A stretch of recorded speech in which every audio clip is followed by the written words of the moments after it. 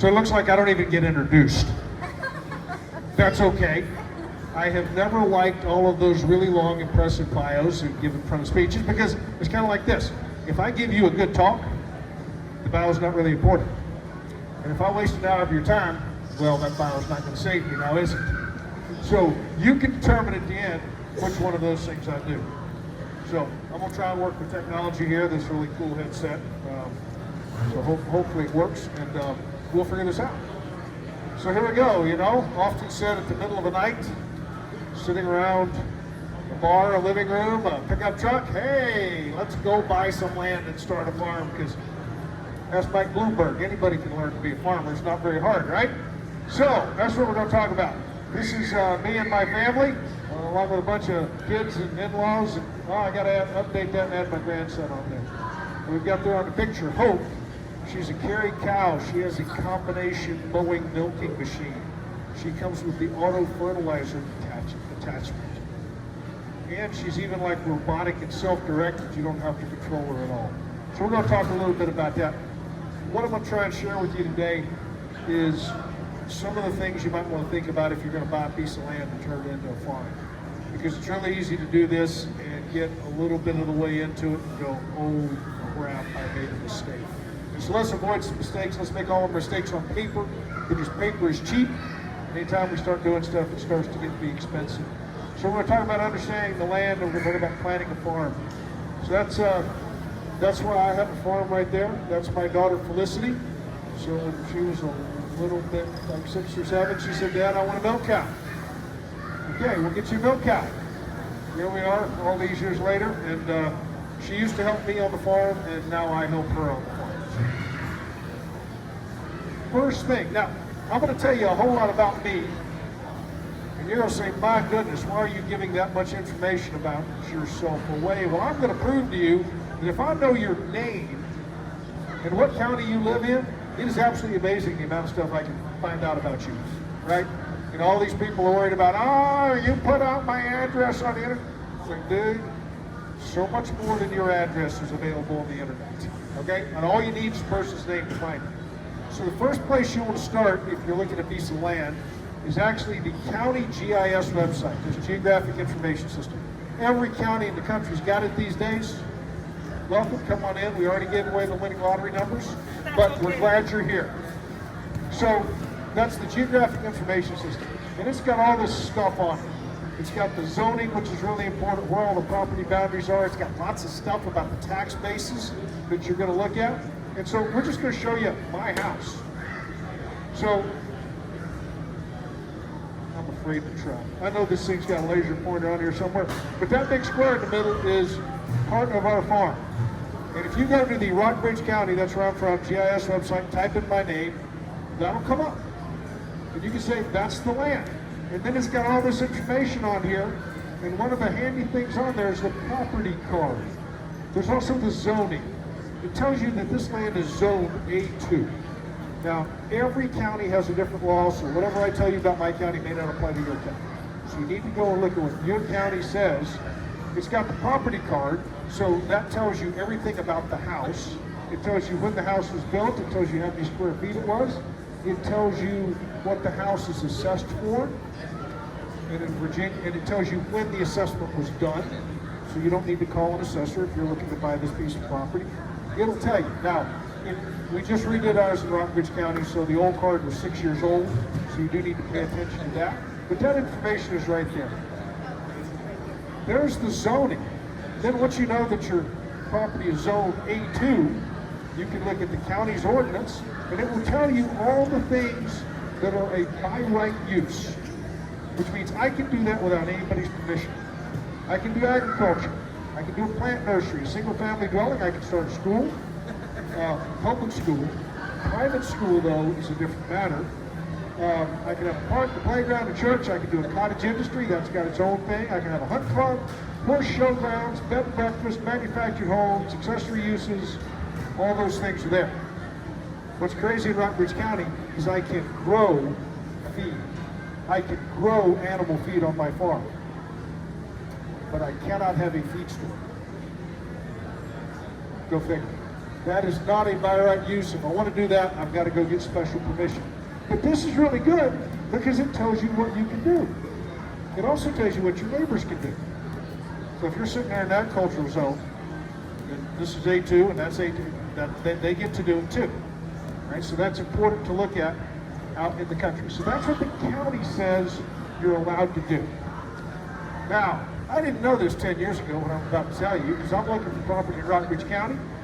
And I'm like, oh, that's real cool. And the realtor says it's got covenants. I'm like, what?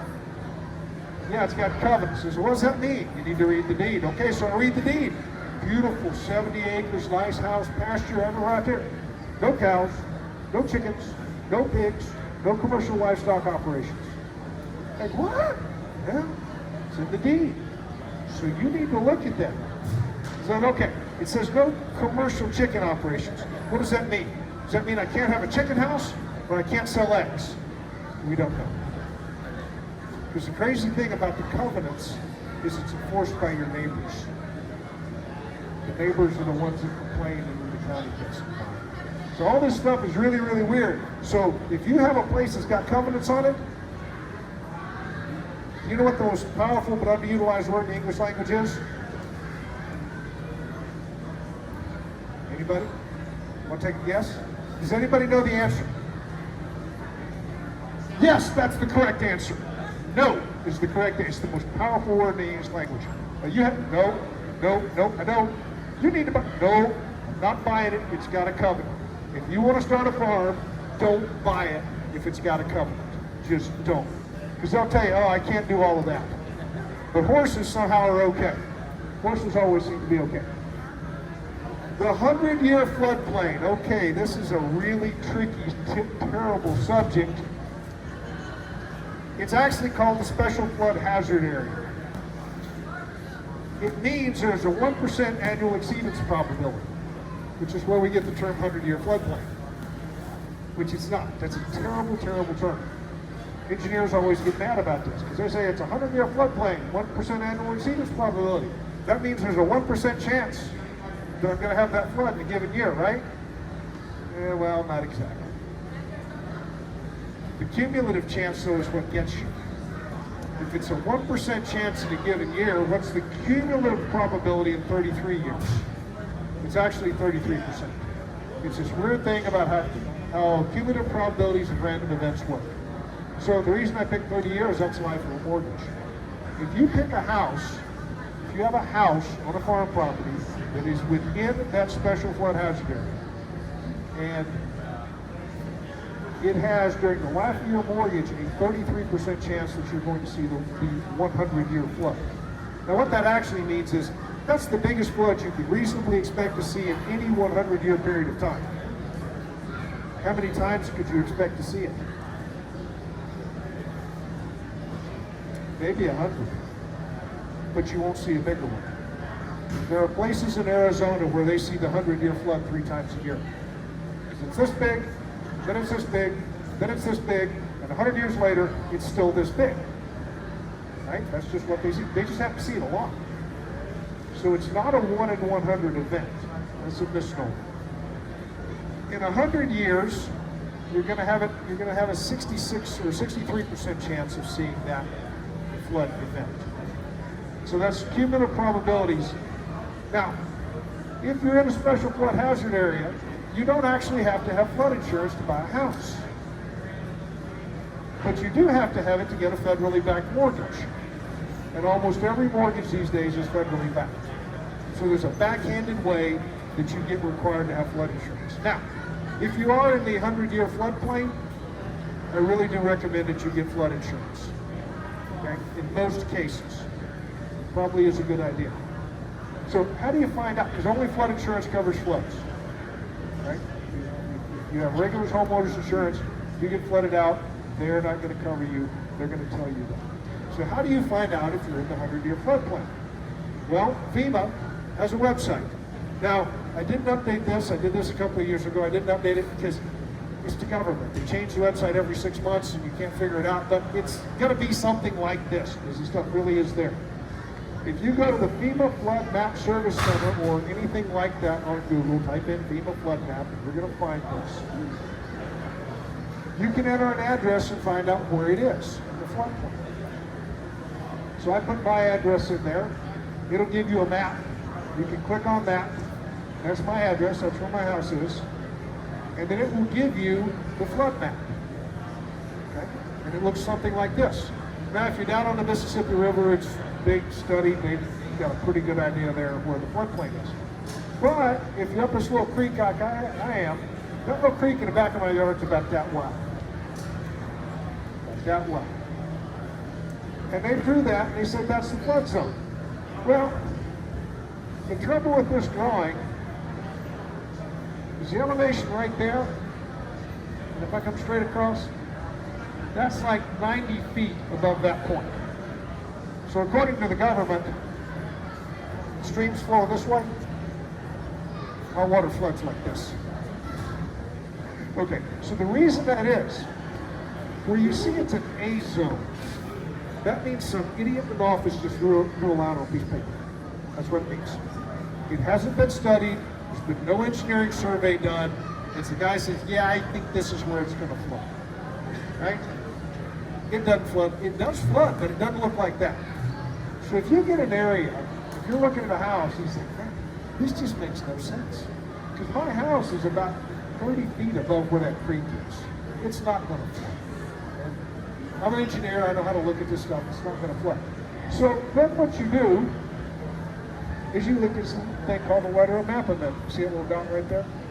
That tells you that I've gone into FEMA and I submitted a form, and that comes up and says, nope, that structure is not within the 100-year flood. There's a process for doing it. So just because the house looks like it's on the map in the 100-year floodplain doesn't necessarily mean it is. Right? You might need to study it, but it might mean that it is. So that's something you got to look at. And you want to know that before you put an offer on that house, before you look to buy that. Because your flood insurance could range in cost from $1 to $500 a month. It could be expensive, depending on where you are, depending on what the floodplain is. So that perfect piece of property may not be so perfect when you go to pay for it. So something to be aware of. Well, is the dirt any good? Because I want to start a farm, right? So I need some good dirt. Well, how do I find that out? The Natural Resource Conservation Service, go to Web Soil Survey. Look at that, go to Web Soil Survey. It comes up on the website. This actually is a good government website. It's got that big green button on it. Start the Web Soil Survey. You don't even have to be very smart to know this. Push the green button. This comes up. Put in your address. You know your address, the address of the property that you're looking at. Just type it right in there, hit enter. Ta-da! Same boxes come up. Well, the same area comes up. The box isn't there. But you click on the area that says area of interest and you draw a box around what you're interested in. See, I want to know what the dirt in here is like. Then it highlights it. And then you click the next one. And it tells you, here's the soils. So all these soils have names, what percentages of soil. And then, okay, well, yeah. Shot tower, fine, sandy, loam, 3 to 8% slopes. Anybody know what that means? I don't know what that means. Well, click on it. It's the internet, right? There it is. Now, I didn't know how big this was going to be, and you all sat in the back like you do in church, so we don't know what's going on. But I'll read this to you. There's the shot tower to loam, 3 to 8% slopes.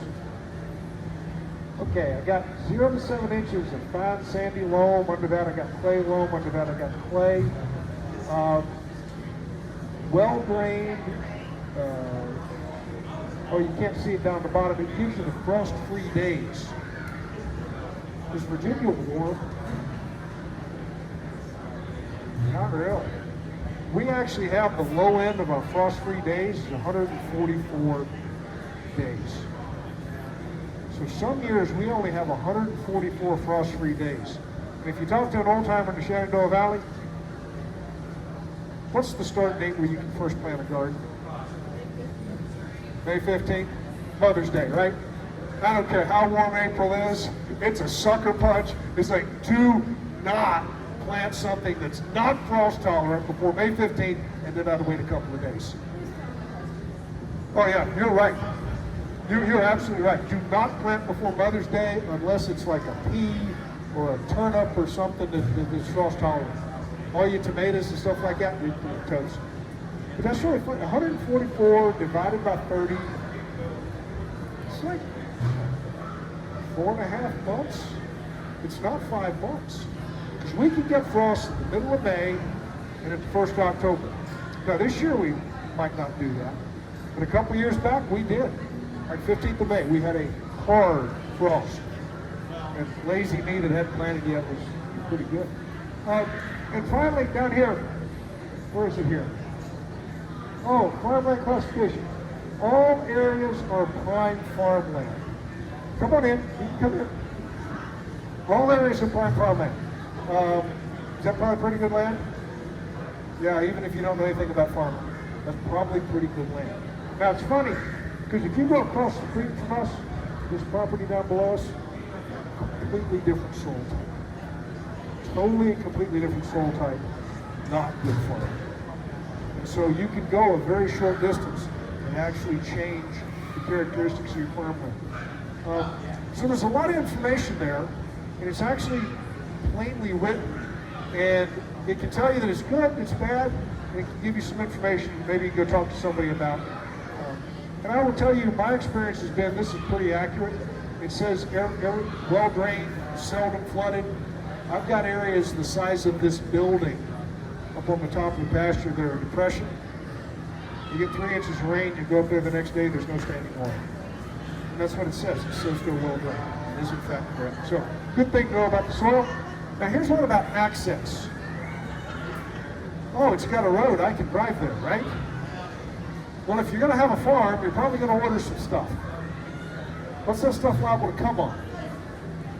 A truck, a tractor trailer, right? Because they're cheaper to ship things on tractor trailers.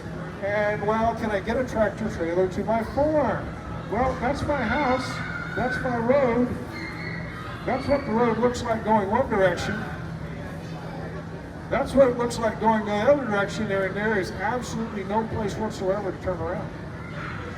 So I can't get a tractor trailer in there. So having access to your land is something to think about. Can I get a fire truck there? I happen to be on the volunteer fire department, and you'd be surprised at how some people build their driveways. I can't get a tractor trailer in there, I can't get a moving truck in there, and I can't get a fire truck in there, and I really can't get the ambulance in there. Maybe not a good place to buy. So maybe you need to think about it. Now, that doesn't mean you don't buy a place like that. But it does mean that I need to think about access. How am I going to get stuff in and out that I need to get into? Oh, neighbors. That cow looks cold. Should I call animal control? Well, the county animal control officer, Deputy Higgins, has my name on speed dial. He calls me routinely. One conversation was, Mr. Hart, I have to ask you if your waterer is broken. It's like, what do you mean? Your auto waterer that's down that lower pasture isn't broken. No. Why? Well, we got a call that your horse is standing there staring at the waterer like she wants to drink, but it must be broken because she's just standing there staring at the waterer. No, it works. I checked this morning, actually. I'm not kidding. That was an actual call. Buddy of mine, animal control officer, shows up. It's like, your sheep are cold. You got to report that your sheep are cold. When we first bought the farm, my son fielded a comment from the deputy. We had a report that your cows are not being fed. My son Andrew was about 17 at the time. What's the deputy? Says, Deputy, they are grass-fed cows, and we have 80 acres of grass. Okay, I just had to come back. Not kidding. You're gonna have to deal with it. Best to buy your house, your property, all the surrounding properties, and all the ones around that, so that you don't have to deal with neighbors. But anyway, there's the funny side. That's just what it's like, okay? You don't like bad noises, smells, flies, and outdoor sex. don't buy a farm or buy next to a farm. Okay, so that's something about the property, right? So you got to think about all these things before you buy a property, because if you buy a property, you want to be able to farm it. We have things in Rockbridge County where, and I know our zoning official, and he says, I got to go tell this guy he's got to get rid of his cows. And why? Well, he's in an ag transition zone. You can have chickens, but you can't have cows.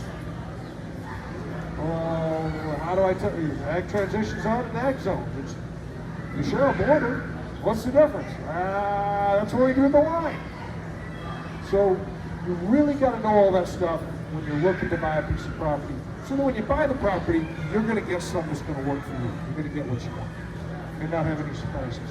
Okay, so let's talk about planning. I was in the Army. There's a bunch of Army planning quotes. Planning is really important, but you never actually do the plan, right? Just because the situation's always different. But that you did the plan is vital, because then you got to know where you're going. You got to know, where are you going? What am I trying to do? What do I want it to look like when I'm done? And that's really important, because it takes a lot of effort. Y'all have heard farmers are the hardest working people in the world, right? It's not true. We're the laziest people. Farmers are absolutely the laziest people in the world. You know why? We ain't gonna do something unless it absolutely has to be done. We don't go out there and do that just for fun. It's like, nope, I gotta do this because it's gotta be done. And you want to make sure if you're gonna put all that effort into it, you don't have effort to waste. You want all that effort to go the direction you want it to go, because you don't have time to redo something. Because that costs money, it's time, and it's gonna make your back hurt. So you don't want to do that. So come up with a plan. Sit there and say, when I'm dead and they're having my wake, what do I want this thing to look like? We joke about that all the time. I tell the kids, your farm's gonna look great at my wake. So you start with your zoning and your covenants. What can I do? Because you may already have a piece of land. And you want to know, what can I do with this piece of land? What's allowed?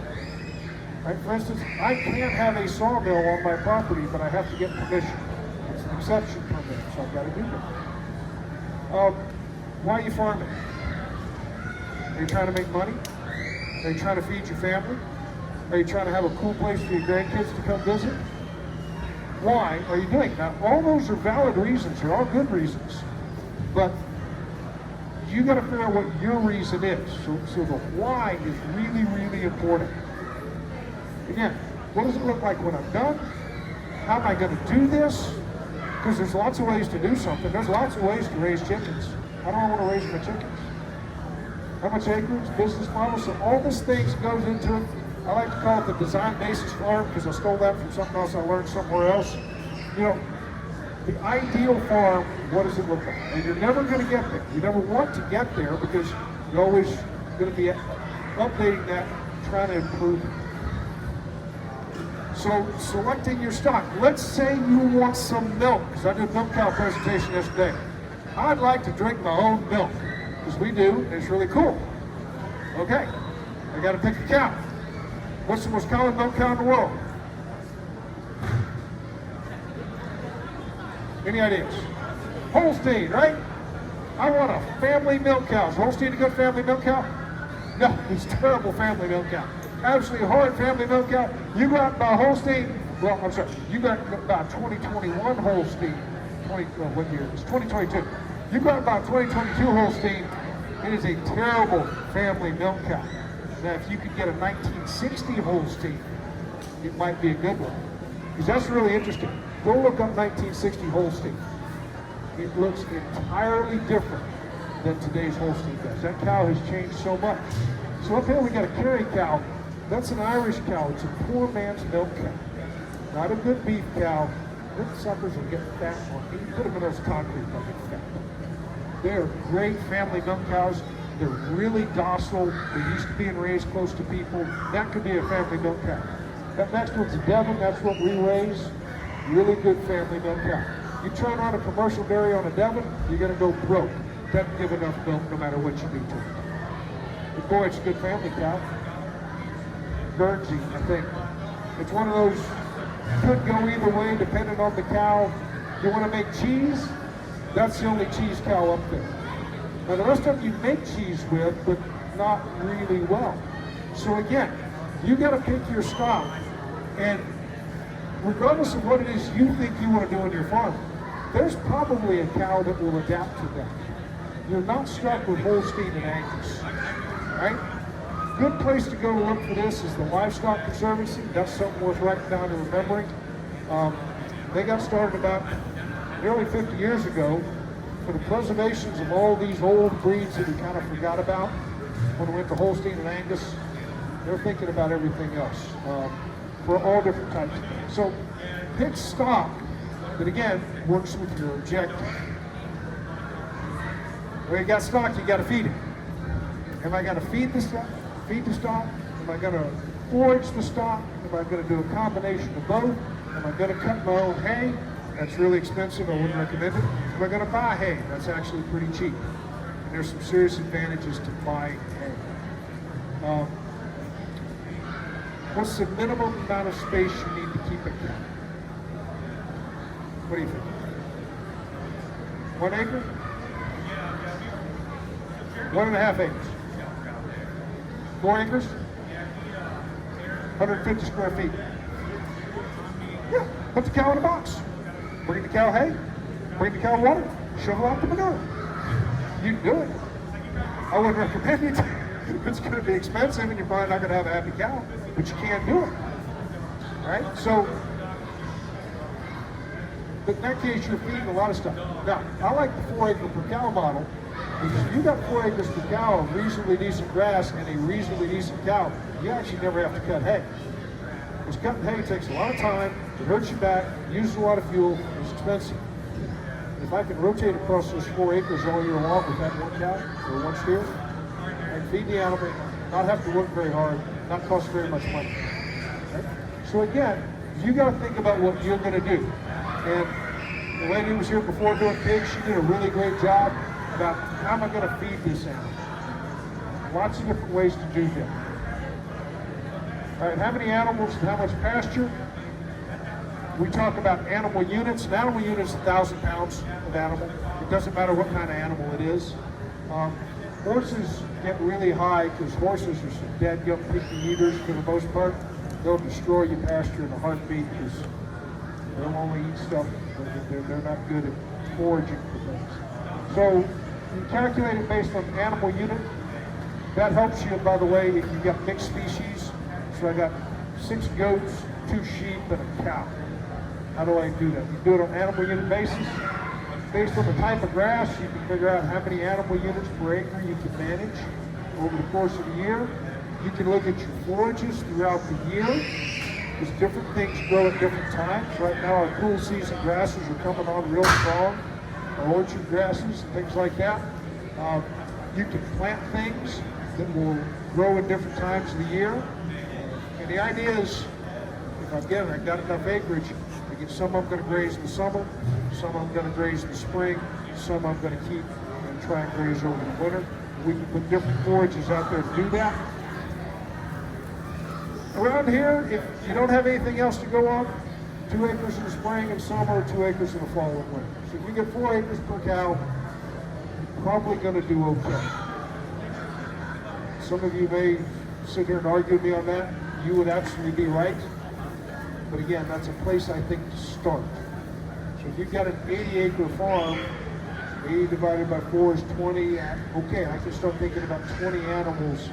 Somewhere in there is a ballpark number for starters.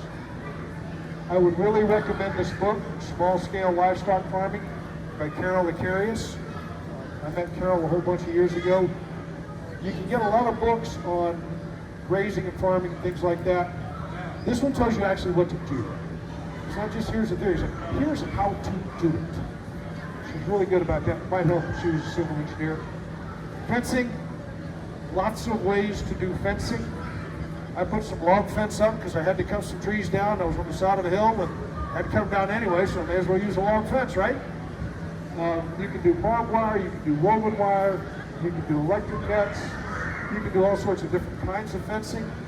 If you want to raise goats, you get goats for brush. You know, the simplest fencing for a goat, and actually the most effective, is a $3 dog collar, a tie-out chain, get a chain, don't get a cable, and a tire. Hook one end of the chain to the goat, hook the other end to the tire, walk out to the area that you want the goat to eat, pick up the tire, heave it into the brush. The goat's going to eat its way down the chain to the tire, and you can walk out to the tire, pick up the tire, heave it into the brush, and move your goat around. Tethered goats is actually the most common way to keep goats in the entire world. And you can tether a cow too. You can tether a cow. You got to move that cow 3 or 4 times a day, but you can't do it. Right? And sometimes you need to do that so that you can get started. You got to have water for your critters. Check my time here. Oh, good, I'm doing fine. Lots of ways you can get water. You can use natural water, ponds or streams on your place. You can haul water. You can collect water. You can catch water off your barn. You can put a well and a piping system in. The NRCS does all sorts of money for this. You can use gravity-fed systems in some cases, but you can't do that on places like my farm. Because all the water's down here, and all the pasture's up here. My farm literally, if you go around it, looks like this. My farm's the highest spot of all the farms around it. So I can't gravity flow water. I've got to pump it. So everything's going to be a little bit different. Hauling water is a pain in the butt. I've done it, right? It's hard, but you can do it. You also need backup systems, because if you have pumps, if you have gravity, everything goes wrong, especially in the wintertime. This past year, when we had that Christmas freeze, I was hauling water in the dead of winter for 3 days because everything froze. And despite all the heaters, everything froze. But that's just what you got to do. Building plans. There are so many things. And again, if you're sitting in this presentation, you've got 750 acres, 650 cow, commercial cow-calf dairy operation, you probably don't need me, and I can't help you. But if you're like, I got 12 acres, what am I going to do with it? I got 80 acres, I got a small thing. Here's a bunch of terms. The University of Tennessee Agricultural Building Plans. UT's Extension Service has been collecting plans since about the 1930s. And hey, that's really cool, because I say, I've got a 1950s farm. I got to farm it like it's 1950. If I try and farm it with most of the equipment that I can buy today, I'm going broke, because I don't need a 12-row corn plant. And I don't do that. I do it different. And a lot of these plants have been around for a long time. Right? And so they're made in the 20s and 30s and 40s and 50s, and stuff was actually hard to do, so they're actually kind of scaled to what a lot of people are trying to do with a farm for yourself, for your family. And the best part of that, they're free, and they work. Right? One caveat I would say with these things, unless you are a builder or an engineer, don't go changing a plan, because you can do something inadvertent that you don't know. When you, let's say your building is 10 feet tall, and you say, I need to add a little bit more. I need to go to 14 feet tall, so instead of 10 feet posts, I'm gonna get 14-foot posts. You don't know what you just did. You don't. And it's really bad, so don't do that. You can always make things smaller, but don't go making them bigger unless you know what to do. Just go find a different plan. All right, they got plans on there, all sorts of stuff. And it's really cool, really neat stuff there. Here's a head gate, because if you priced head gates recently, they're expensive. Right? But there's a really simple head gate you can make for a few bucks and a few boards. And there I did it. I made a cattle handling facility for when I had just a few cows off of that plan. And I cut all those boards, and I used a bunch of poles, and it worked. It cost me $100. Used it for about 3 years. That's pretty cool. Well, then we got more land and more cows. And it wouldn't work for more and more, so I did this other thing. Now, you may have heard about Temple Grandin. She's like famous and really good at stuff about cattle handling facilities. When you look at a Temple Grandin design facility, it's like 300 cows. I got 3. Well, how do I do it? If you look up this thing called a bud box, B-U-D box, it's Temple Grandin shrunk. It's the same ideas, but really, really small. And so again, there's my daughter Felicity. That's us doing this. We've got a little box that we can get about 20 cows in, because that's about most of what we're dealing with. Runs them around down a chute, we can load them on a truck, we can run them through the head gate. So I bought a manual head gate, went to co-op, sent me a head gate. I want last year's model, and it's okay if it has a dent. Okay, if it's a little rusty, absolutely. Seth says, yeah, I got one. One of these other suppliers has one, and we're gonna get it. And we got it here for you, we saved a little bit of money. But most of this was done with a little bit of scrap here and there left over from our fencing. With a little bit better facility. All of Temple Grandin's ideas, and they're really good ones, shrunk down to something that can work on your farm. Power. You get 2 thoughts on power. Because for a whole bunch of years, I didn't have lift. Didn't have any form of lift. So the question was, well, how do you do this? I said, that's the wrong question. The right question is, how do I not need to do that? Right? How can I not do that? How can I work because I don't have power? Now, I hate debt. I borrowed money for the land. It's the only thing I borrow money for. I will not borrow money for equipment stock or anything else, because it just goes bad every single time. So if you start, you're not going to have power. So you got to think about, how do I do this with not with power? Well, you can buy a tractor. You can buy walk-behind tractors, because we discovered these in Germany. These little walk-behind tractors, BCS, Grillo, there's a couple other brands. Really handy, really good for small acreage, and really good in some places in Virginia where everything's like that. So I've got a little BCS tractor like that. It's got all the implements. Wonderful thing. People say it's a lot of work. Yep, it's a lot of work. Keeps me skinny. But that tractor will never tip over and kill me. Because if I'm using that little bush hog and cutter on the side of the hill, and the tractor starts to go over, step back, tractor tips over, call my boys, can't do it myself anymore, come back, tip the thing back over, let the oil drain out, fire it up, drive on. Right, so there's lots of different ways to do this. You're not stuck with going out and buying a tractor, going into debt for it. This is a log arch. We use this to move logs. I can move a 2,000-pound log. Well, I used to be able to do it myself. Now I got to get my boys to help. Right? It just pivots, use it. You got to be smart. Pigs, goats, chickens, all of that. Not only is it something you raise, it's motive power that you can use to do things. You know, I was joking about those goats. I have used them on a tire, but there they are on the electric net. We throw them in an area. They'd eat, and then I'd come back in with a weed eater. All the shrubs have been stripped down to their big stems. Cut them with a weed eater, move the goats.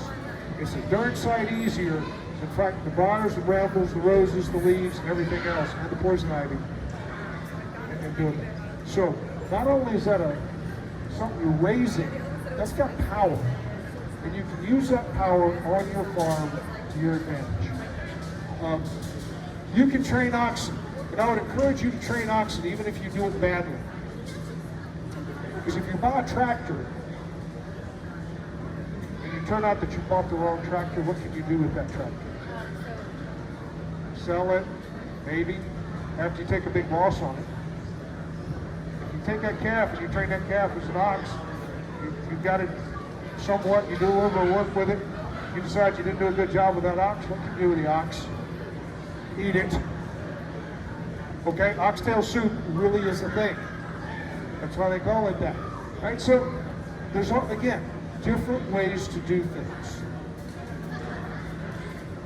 I stole this term, viable enterprises, from our extension agent, Tom Stanley. If you're going to do something on your farm, it has to be viable. That's not the same thing as profitable.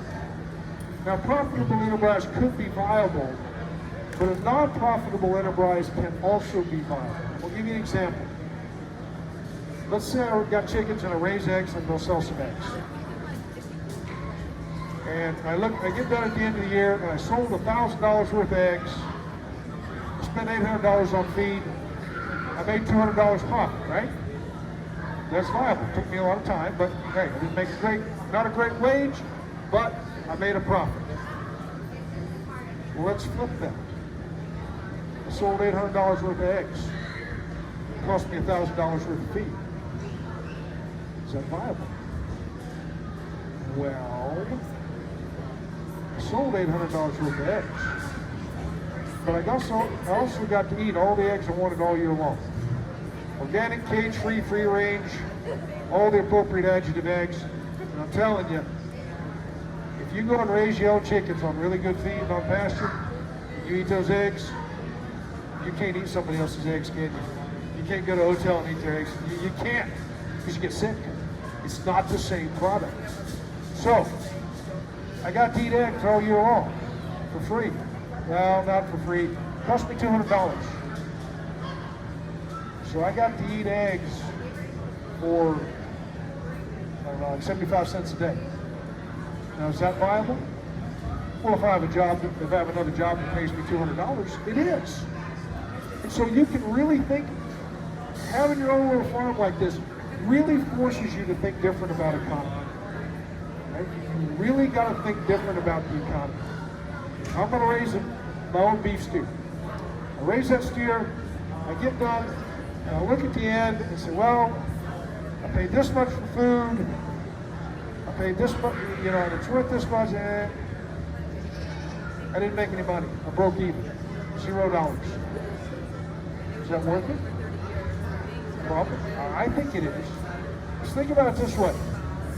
If you're able to raise $1,000 worth of your own food, let's say it's vegetables, you raise $1,000 worth of vegetables, how much money would you have had to earn to buy $1,000 worth of vegetables? Go ahead and pick them. I used to be a teacher. I'm going to pick up some. If I want to spend $1,000, how much money do I have to earn? Yeah, that's pretty close. At least $1,500. Because before I get to spend that $1,000, I've got to pay my federal income tax, my payroll tax, my state income tax, my sales tax, the gas to get to work, and. So, if I'm raising $1,000 worth of vegetables, that's actually like $1,500 worth of stuff. And I didn't have to go to work and earn that $1,000, how many hours is that? The thing, that's much maligned these days called home economics actually really was a thing. And if you think differently about your home and your farm, and you think about the value of what you are producing and what you are not having to do to go do that, then it actually becomes a whole lot more attractive. And you add to that egg that you raised, you actually go buy that. That beef that you raised yourself, could you afford to go buy something of that quality? No, because I would submit, and that's if you can find it. And I would submit to you, a bunch of y'all seem to actually be doing this right now. You're raising a bunch of your own stuff. If you could find that in a store, you probably couldn't afford to buy it. That's what I like to say. We look down at our plates and that's ours, that's ours, that's ours. Oh, we had to buy that, but that's okay. Rich people don't eat as good as we do. It's really true. Survival enterprises, what are your goals? Oh, this is our market, by the way. We do a market on our farm. Everybody else that comes makes more money than I do. I don't care. I just happen to have a really good location, and it's a lot of fun. My neighbors come. It helps their farms be viable. It helps our community. It's a lot of fun. I don't lose any money on it, but I don't make any money either, and that's fine. Because I'm getting something I want, which is that sense of community, helping my neighbors, I'm helping them be viable, and they help me when I need help. So that's something that's really good. Marketing access to customers is really good. If you're doing a farming operation for business stuff, there's all the legal stuff. We can talk about milk, we can talk about meat, we can talk about all sorts of stuff. You sit here, scratch your head. See, in the Commonwealth of Virginia, I can now grow and sell dope, but I can't sell you raw milk. Go figure. Yeah, that's because them folks is geniuses. All right, don't go it alone, okay? Don't do this by yourself. You can't, I can't, none of us can. Here's some things, the National Resource Conservation Service, okay, it's the government. So you gotta be careful. I'll tell you how to use the NRCS. It's really simple. They got some things that they want to accomplish. You got some things that you want to accomplish. If they happen to line up, and you happen to willing to live with the restrictions, you can make it work. But hey, I want you to put up a chicken house, because I got chicken house money. You want to put up a chicken house? No? Okay. So your goals don't line up. If you got, you look at it, you don't tell them no, you say, I'm not taking that deal. If you got a better deal, here's what I want to do. You got one of those, come back and we'll talk. Right? It's a two-way street. Again, the most powerful word in the English language is no, and you can tell that to the government. In this case, they're good to go. Livestock Conservancy, that's another good organization. They're really cool folks. They got a lot of information. If you call them up and say, hey, this is where I am, and I want to raise meat goats, I need a meat goat that'll work right here. They'll say, oh yeah, this is probably what you want, and here's some places you can go get one. Right, so they do a really good job. The Farmer Veteran Coalition, if you happen to be former military, great entity that helps military veterans transition into agriculture. Your Cooperative Extension Service really is good folks. I mean, I'm very fortunate we have good extension agents in our area. They're also the folks that do 4-H, that's the same entity. But they have a lot of information. They have a lot of knowledge. And again, I'm blessed with a really good extension agent because I can walk into my extension agent and I said, Tom, here's what I want to do. And he'll look at me and shake his head and say, I wouldn't do that. But here's how you do it right. Here's all the references and here's the people you need to talk to. My agent is really good at helping the farmer do what the farmer wants to do, not what the extension agent thinks he ought to do. If you can get one like that, they're incredibly valuable, incredibly knowledgeable. I'm a member of the Farm Bureau on my local county board, and I told them I was coming up here to do this. I said, I'd really like to be able to put Farm Bureau up here, but I can't right now. Don't worry, I'm working on it. They're not bad guys. And this is something I think is really important before I end up. I walk out of range on the time. I hate being tethered up here in the front. We raise old-timey dairy cows. We drink our own raw milk. We have a couple of herd shares. I got a friend, she owns a commercial dairy in Long Beach County. She cares just as much about her cows and her land and her family as I do. We do things very differently. Right? Our techniques are different. Our principles are actually the same. We both care. And don't ever think that those folks are the enemy because they're not. They're really not. And I actually had to convince the Farm Bureau without being that way. You're one of them. But yeah, I'm one of them. But doesn't mean I don't like you. Doesn't mean we don't need each other. Right? Because I'm telling you, we need all of us. We need all of us. I'll end up with that picture. That's me and my daughter. My son's here too with me today. I got a bunch of kids. I got grandkids now. Noah, my husbandman, began to till the ground, plant a vineyard. That's what Noah did after he got off the ark. I think that's beautiful. But you got to get an old translation to see husbandman. One who preserves, one who conserves, one who takes care of things. Right? That's what I think, that's what I like to do. Called to take care of the land, take care of our families, make things work like that. So, I think I've got a little time. I'm happy to answer questions. I've got cards I'll give to you afterwards. If you want the slides, I'll send them to you. And if you have any questions you think of next week, I'll be happy to answer. Yes, ma'am. What? Fish ponds. Yes. Virginia State University, other land-grant universities. Seed started. Seed started. I'm going to read that series in 10 minutes. Thank you. Had a great program on fish ponds. And they said this actually started, research was done back in Auburn in the 1930s. Virginia State University, they had a big seminar on fish ponds. And done originally back in the 30s is a great way to get a source of protein onto farms. Because man, catfish are easy to grow. Get in water, put catfish in there, come back later, they grow. Right? So they can be very effective for your farm, and they can be a very effective way to actually raise a product. There is a farm down towards Roanoke called Smoke and Chimneys, and they've actually redone a old trout farm, and they're selling trout now in Virginia. Heard them talk at the Farm Bureau Convention. Really neat family, really neat program.